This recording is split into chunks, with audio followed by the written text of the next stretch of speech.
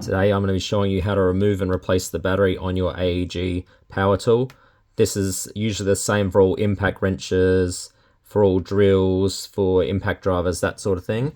Now it may sound like an easy task, but if you've got a damaged battery connector or something in the bottom of the drill that's damaged, it may stop you from removing the battery or putting it back on. So this will show you how the mechanism of the battery works and what the best way is to potentially remove it if it's stuck or damaged.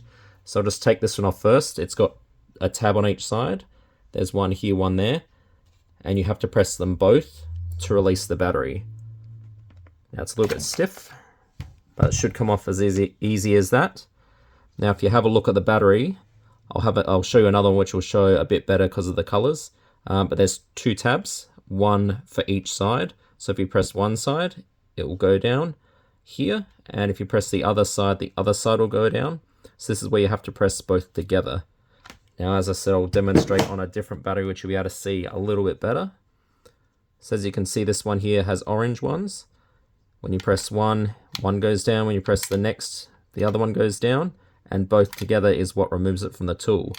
So if there's an issue with maybe one of these sides, you may be pressing both at once, but only one side is going down.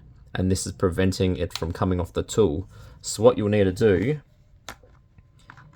I'll put this on and we'll see if we can demonstrate, is you'll need to work out how to slide something in to this gap here. Now the gap on these older batteries isn't very much, so you'll probably have difficulties, but you need to work out a way to slide and release both of these tabs, or the one tab that is faulty if you've got a single faulty one. But on the newer batteries, you'll see there's a bit more of a gap. You might even be able to see through there. There's a gap. So you may be sliding a metal ruler in, and then as you can see, if you're only pressing one side, it won't release. If you're pressing the other side, it won't release.